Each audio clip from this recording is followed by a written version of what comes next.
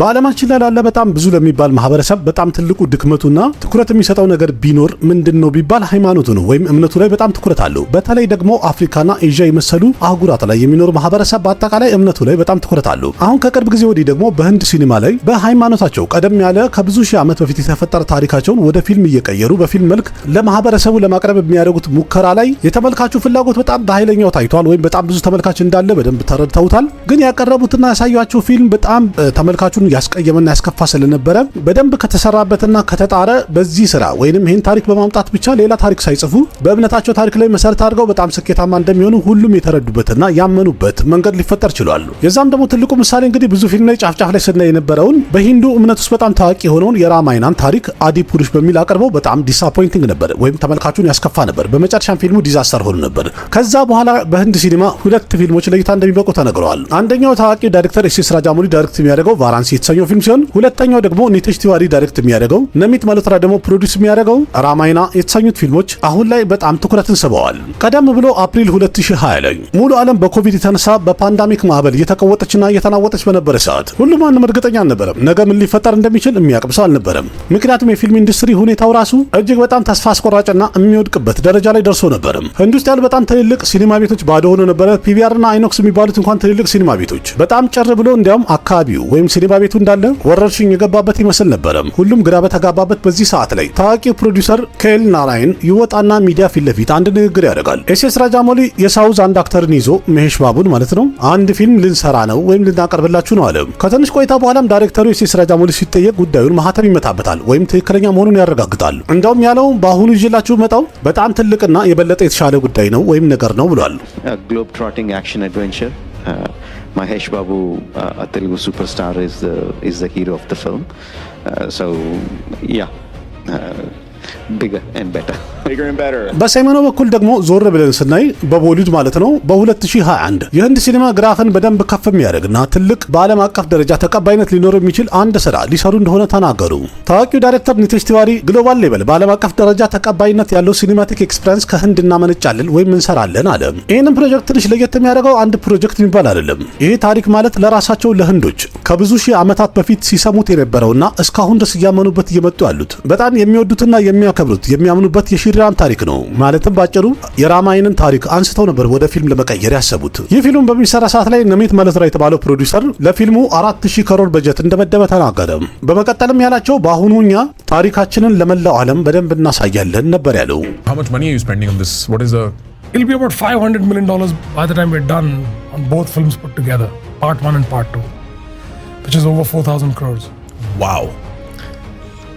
And that's incredible scale. So it's so I say it like this, I said we are making the largest film in the world for the greatest story, the greatest epic that the world should see. ከቫራንሲ አኳያ እንኳን ከፍ ያለ እንደሆነ በጣም ተጠብቋል። ግን አሁን በቅርቡ ደግሞ የፊልሙ የመጀመሪያ ግሊፕስ ወይም ቲዘሩ ለእይታ በቅቷል። ግን ይህን ነገር ካየ በኋላ ተመልካቹ ምን አለ የሚለው ደግሞ ትንሽ ግራ የሚያጋባ ነው። ሌላ ኖርማል ተራ ማህበረሰቡን ተውትና የቦሊውድ ታዋቂ ዳይሬክተር እንኳን የሆነው ሰንጀይ ጉፕታ ያለውም የተወራው ስለ ተራራ ነው ግን የተገኘው አይጥ ነው ብሎ ነበረ። አክሼ ኩማርም ያለውን ነገር ደግሞ ነሚት ማልሆትራ ትኩረት ካደረገበትና በትክክል ካልሰራው ፊልሙ መጨረሻ ልክ እንደ አዲ ፑሩሽ ሊሆን ይችላል የሚለው ግምት እየበዛ ነው ያለው። ግን እዚህ ጋር ትልቁ ጥያቄ የህንድን ሃይማኖታዊ ይዘት ያነሱ ፊልም ሆኖ የህንድ ሲኒማን በዓለም አቀፍ ደረጃ ትልቁ ደረጃ ላይ የትኛው ፊልም ሊያደርስ ይችላል የሚለው ደግሞ በተመልካቹ መሃል ትልቅ ጥያቄ ሆኗል። በዚህ ጉዳይ ላይ የተነሱ ያሉ 5 ነጥቦችን እያነሳን እንጨዋወታለን። ያም ደግሞ ሁለቱ በጣም የሚጠበቁትና ተስፋ የተደረገባቸው ራማይናና ቫራንሲ የተሰኙ ፊልሞች እያነጻጸርን ለማየት እንሞክራለን። መጀመሪያ በዳይሬክሽንና በቪዥን አንግል ለማየት እንሞክራለን። ዳይሬክተሩ ኤስ ራጃሞሊ ሆነ ፌስቲቫል ማለት በህንድ ሲኒማ ሁለቱም ቀደም ያሉ ሻምፒዮኖች ናቸው። ኤስ ራጃሞሊ ሁለት አንዳንድ ሺህ ክሮር ማስገባት የቻሉ ፊልሞችን መስራት ችሏል ወይም አቀርቧል። ሌላኛው ደግሞ ደንገል የመሰለ ትልቅ ፊልም በዓለም አቀፍ ደረጃ 2000 ክሮር በማስገባት በአንድ ብቻ ስራውን ሰርተው ተቀምጠዋል የተባለ ነው። እስካሁን ድረስም ክብሩም ሆነ ስሙ አልተነካበትም። ግን ሁለቱም ደግሞ በዳይሬክተርነትም ሆነ በቪዥን በጣም የተለያዩ ናቸው ወይም አሰራራቸው ለየት ይላል። ኤስ ራጃሞሊ እንደሚታወቀው ስቶሪ ቴሊንጉ ወይም ታሪክ አቀራረቡ በጣም ለየት ያለ ነው። በሌላ በኩል ደግሞ ኒቲሽ ቲዋሪም ሆነ የፊልሙ ዳይሬክተር ታሪክ አቀራረባቸውና የተመልካችን ስሜት የሚስብበት ነገር በጣም ታች ያለ ያለና ከሁሉም ሰው ጋር ሊግባባ የሚችል ምርጥ አቀራረብን ይከተላሉ የሚባሉ ሰዎች ናቸው። በአሁኑ ኒቴሽ ቲቫሪ እንግዲህ የሚሰራው የራማይናን ታሪክ ያ የድሮን የነበረውን ጣዕሙንና ክብሩን አስቀጥሎ መሄድ ብቻ ነው የሚጠበቅበት። በሌላ በኩል ኤስ ራጃሞሊ እንደዚህ አይነት ኮንሰፕትን አንስቶ ወይም እንደዚህ አይነት ታሪክን ይዞ አንድ ፊልም በሚሰራ ሰዓት ሁሉም ነገር ትክክለኛ ለማስመሰል በጣም መጣሩ ማይቀር ነው። በፊልሙ ላይ ያሉ እያንዳንዱ ሲኖቹ ስሜትን የሚነኩና ልብ የሚያሞቁ ለማድረግ እንግዲህ ምን ያህል እንደሚጥር ቀደም ያሉ ስራዎቹን በደንብ አይተናል። ስለዚህ በፊልሙ ላይ ኤስ ራጃሞሊ ቫራንሲ ከተማ ሊያሳይ የሚችለው ተብሎ የሚጠበቀው እንደ አንድ የእምነት ከተማ ሳይሆን በሁሉም ልብ ውስጥ እስከ መጨረሻ ድረስ ታትሞ የሚቀር አንድ ትልቅና በህይወት ሊቆይ የሚችል ታሪክን ምርጥ አድርጎ ሊያቀርብ ይችላል ተብሎ ይጠበቃል። ሃይማኖታዊ ታሪክንና ከበድ ያለ የሲኒማ ቴክኖሎጂዎችን አንድ ላይ በማቀናጀት የሚመስጥ ነገር ያቀርባል እንደማለት ነው። በእርግጥ በአንድ በኩል የማይካደው ነገር ኒቴሽ ቲቫሪ ስቶሪ ቴሊንጉ ወይም ታሪክ አቀራረቡ ምንም ነገር አይወጣለትም። በጣም ምርጥ ዳይሬክተር ነው፣ ይችላሉ። ግን ደግሞ ራማይንን ታሪኩን የህንድ ህዝብ ወይም ተመልካቹ በአጠቃላይ ታሪኩን መጀመሪያም በደንብ ያውቀዋል። ከድሮ ጀምሮ በደንብ ያወቀውና የታጠነው ታሪክ ነው። አንብቦታልም፣ አይቶታልም፣ ሰምቶታልም። ስለዚህ ዳይሬክሽኑ በአሁኑ ሰዓት ላይ በጣም የሚፈተንበት ደረጃ ላይ ያለው ማለት ነው። ረንቢር ካፑር እንግዲህ በፊልሙ ላይ ሽሪራምን ሆኖ የሚተውነው፣ ሳይ ፐለቪ ደግሞ ማሲታን ሆና ነው የምትተውነው። ዳይሬክተሩ በትክክል ኢሞሽኑን እንዲያወጡና በትክክል ብቃታቸውን እንዲያሳዩ ማድረግ ከቻለ ራም ወደ ቨንቫስ የሄደበትና ሲታን ደግሞ ከራመን ለመታደግ በሚያደርገው ግብግብና ትግል ውስጥ ሲታረን የሚባለው ታሪክ በሚታይ ሰዓት ላይ እመኑኝ፣ እርግጠኛ ሆኑ የህንድ ህዝብ በጣም ስሜቱ ስለሚነካ ሲኒማ ቤቱ ያጨበጭባሉ ሳይሆን የሚባለው ሁሉም በእንባ የሚራጭበት ትክክለኛ ሲል ሊሆን ይችላል ተብሎ ይጠበቃል። ኤስ ራጃሞሊ ደግሞ ቪዥንና ስቶሪ ቴሊንግ ላይ ማስተር ነው፣ በደንብ ብቃት አለው። ስለዚህ በአሁኑ ሰዓት ላይ በቫራንሲ ላይ ትኩረት አድርጎ እየሰራ ያለው ቆየት ያለ የህንድ ታሪክን ከሃይማኖታዊ ይዘት ጋር አንድ ላይ እያዋዛና እያቀናጀ አክሽን አድቬንቸር የቀላቀለ ሃይ ኦክቴን ሲኖችን ያለው ተመልካቹን ሊያዝናና የሚችል ምርጥ ድራማ ለማቅረብ ጥረት እያደረገ እንዳለ እየተነገረ ነው ያለው። በፊልሙ ላይ እንኳን የሃይማኖታዊ ይዘት እንዳለው ሆኖ ማለት መኖሩ ማይቀር ነው፣ ግን ፊክሽን ቀላቅሎበት በደንብ በፊክሽን አዋስቶት ቫራንሲ የተባለችው ከተማ ያላትን የታሪካዊና የሃይማኖታዊ ይዘትን አንድ ላይ በደንብ አሳምሮ ተመልካቹ ለየት ያለ ሲኒማቲክ ኤክስፒሪየንስ እንዲያገኝ ለማድረግ ጥረቱን እየቀጠለ ነው ያለው። ይህን ነገር ሲያደርግ በእርግጠኝነት መናገር የሚቻለው እንግዲህ ተመልካቹን ኢምፕሬስ ማድረግ ይችላል በዓለም አቀፍ ደረጃ። በዛ ላይ ደግሞ እንደዚህ አይነት ሲኖችን ኤስ ራጃሞሊ የሚያቀርበት መንገድ በራሱ ሲታይ ሌላው ይችለዋል የሚባል አይደለም። በጣም ብቃት አለው። የራማይና ፊልምን እንኳን ሲጂአይ እና ቪዥዋል ኢፌክት እስካሁን ድረስ የተባለ ያለውን በኋላ እናወራበታለን። ቅድሚያ የምናየው እንግዲህ ተመልካቹ ምን እያለ ነው የሚለውን ነገር ፊልም ሜከሮቹ ካሁኑ ካልሰሙና በትክክል ካላስተካከሉት ይህንን ፊልም እንደ አዲስ ከመሆን እንግዲህ ማንም አያተርፈውም እየተባለ እየተነገረ ነው ያለው። በመጀመሪያ እንግዲህ የምናየው እንደተባለው ከሆነ ፊልሙን ለመስራት ሙሉ ጥናት እንዳደረጉ ተነግሯልም፣ በደንብ ተዘጋጅተውበታል። ግን ቲዘሩ ላይ እንደታየው ከሆነ ሽሪራምን ከነ ሙሉ ክብሩ አላሳየንም የሚል ድምጽ ተሰምቷል። ምክንያቱም ሙሉ ህንድ ውስጥ ህንዳውያን በአጠቃላይ ከልጅነታቸው ጀምሮ ሲያዩት የነበረው ቤት ውስጥም ሆነ ትልልቅ የጸሎት ቦታ ላይ ሽሪራምን ያለ ሙሉ ክብሩ እንደዚህ አላዩትም ነበረ፣ ማንም አላቀረበውም ነበረ። ሌላኛው ደግሞ እየተሰማ ያለው ሲባል እንኳን የራምን ታሪክ ወይም ራማይንን ነው እየሰራችሁ ያላችሁት፣ ግን ደግሞ ሽሪራምን እንደ ራማ አድርገህ እያቀረብክ ነው ያለው እና እሱን እንደ በግቫን አድርገህ ለማቅረብ እንኳን ወደኋላ ብለሃል እየተባለ ነው። መሪ ተዋናይ ላይ ወይም ደግሞ ራም ላይ ትንሽ ነገሮችን ቀንሰሃል። ራቨን በሚታይ ሰዓት ደግሞ ልክ እንደ ጀግና ወይም እንደ መሪ አክተር እያሳየው ነው ያለው። ይህ እንግዲህ ተመልካቹ እያለ ያለው አምላኬ ከሚለው በላይ ሴጣን ስለሚለው ወይም ሴጣንም የሚሉትን በጣም አጉልተ ማሳየት አልተመቸንም እያሉት ነው። ከዛ ሌላ ደግሞ በጣም የሚገርመው ነገር የተሰማው ራም ነቢ የተባለውን የራምን ክብረ በዓል ጃምፕ ብለው ወይም አልፈውት የፕሮዲውሰሩ ልደት ቀን ጠበቁና የፊልሙን ቲዘር ለይታ በቁ እያሉ ነው።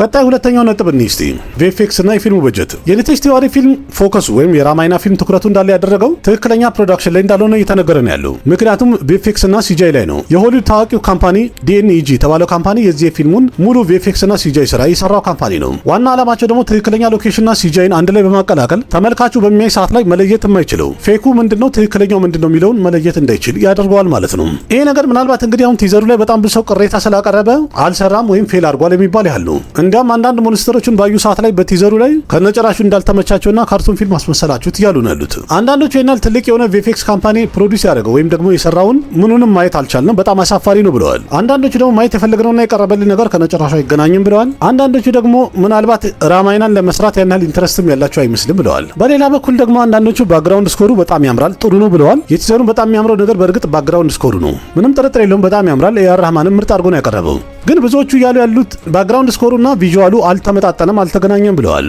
የዚህ ሁሉ ነገር ዋና መነሻ ወይም ትልቁ ችግሩ እንግዲህ ፕሮዲውሰሩ ነሚት መለትራ ቀደም ብሎ የተናገረው ማንኛውም ነገር በዚህ ፊልም ላይ ኮምፕሮማይዝ አናደርግም፣ አንቀንሰውም ብለዋል። ማለት ፊልሙን ለማሳመር የፈለገ ደረጃ እንደርሳለን ማለቱ ነበረ።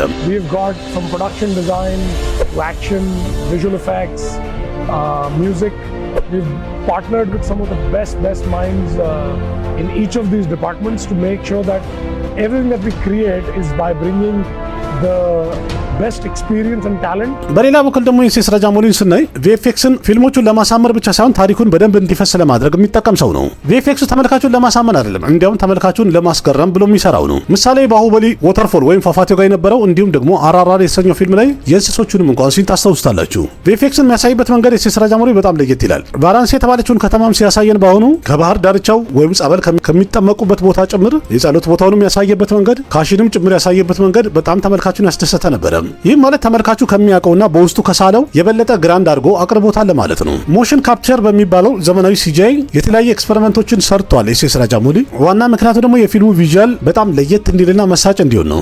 በእርግጥ የራማይናም ይሄን ቀላል የሚናቀው ወይም ደግሞ ዝቅ ያለ አይደለም። ዲኤንጂ የሚባል ትልቅ ካምፓኒ ነው አብራችሁ እየሰራ ያለው። ይህ ካምፓኒም እንግዲህ ቪዥዋል አርት ካምፓኒ ነው። 8 ጊዜ ያህል ኦስካር አዋርዶችን መሸለም ችሏል በስራው ብቃቱ። ህንዶቹ ምንም እንኳን አቃቂር ቢያወጡም ግን ፊልሙን በዓለም አቀፍ ደረጃ ተቀባይነት እንዲያገኝና ምርጥ ስራ ለማድረግ በጣም ጥረት እንደሚያደርጉበት ምንም ጥርጥር የለውም። ደግሞም ሰርተውበታል። አሁን ላይ የሚሰማው ትንሽ ያስቃል። ህንዳዊ እንዲጥሞ ህንዳዊ መስራት ነው ያለበት የሚለው መርሃቸው አልተመቸኝም። እኔ ራማይና ሁለቱም ክፍሎቹ በአጠቃላይ 4000 ከሮር በጀት ወጥቶበታል። አሁንም እንግዲህ እቺን የምታክል ትንሽ ግሊፕስ ካዩ በኋላ 4000 ከሮር ምኑ ጋር እንደወጣና ለምን እንዳወጣችሁ አልገባንም እያሉ ነው ያሉት። ሙሉ ፊልሙን እስከሚያዩ ድረስና ተጨማሪ ትሬለሩ እንኳን እስከሚወጣ መታገስ የለባቸውም። የህንድ ህዝቦች አንዳንድ ጊዜ በጣም ያብዙታል። የቫራንሲን ደግሞ በሌላ በኩል ስናየው ከ1000 እስከ 1500 ከሮር አካባቢ በጀት እንደወጣበት ተነግሯል።